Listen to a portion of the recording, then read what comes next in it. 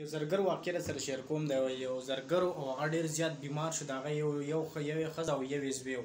نو هغه چې کومه پیسه په دې زرګر په دغه کې چې څومره پیسه ګټلې وه هغه بیمار شو، ډېر سخت بیمار شو. غونډه پیسې چې کوم ګټله هغه یې پرې ولګوله خو ټیک نه شو، هغه وفات شو. السلام علیکم، زه یم عمر خان. زرګر چې کله ډېر زیات ډېر سخت بیمار شو او هغه چې څومره پیسه هغه په دې زرګرۍ په دغه کې پیدا کړې وه هغه په غونډه پرې ولګېده، هغه ټیک نه شو، هغه وفات شو. نو دی په کور کې د مور او زوی ناست و، ډېر زیات خراب شو، ډېر د داسې حالت ته چې لکه رزق د رګ بیا نه لګېدو.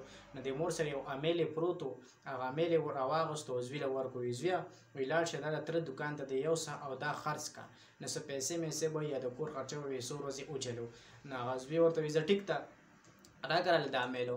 نو چې کله ولې د امیل مور ورکړو او یې ویړه د تره دوکان ته، نو تره ورته ووایي چې یاره د دې وخت کې دا امیل ډېر قیمتي دی او دې وخت کې د مارکیټ ډېر ډاون دی، دا دې وخت کې پیسې نه کوي.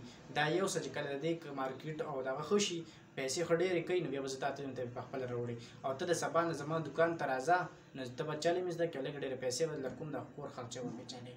نو بس چې هغه راغلی د کور ته، نو مور ته کیسه کړله چې تره مې دقسې وایي چې دا پیسې اوس نه کوي او پیسې ډېرې کمې، چې کله دغه وکړي له مارکیټ لږې ښه شي د امیل، نو ډېر قیمتي امیل دی او نو بیا به زه خرڅ پې کړو. نو مور ورته وایي ټیک ته ده، او تره راته وایي چې ته سبا دوکان ته راځه. نو مور ورته وایي دې نه بله ښه خبر نشته، ته سبا د تره دوکان ته ځه او چلې مې زده کړه او د پلار هنر دی.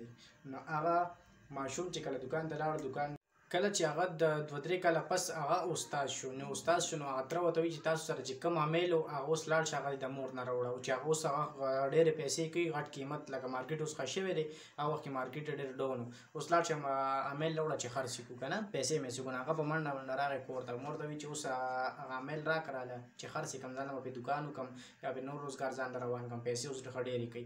چې کله وله مور هغه امیل اخیستی دی او ده په خپله 3 کاله شوي استاد و، چې کله امیل وله مور لاس کې ورکړه د هغه امیل کتلی دی، نو هغه دیسي و.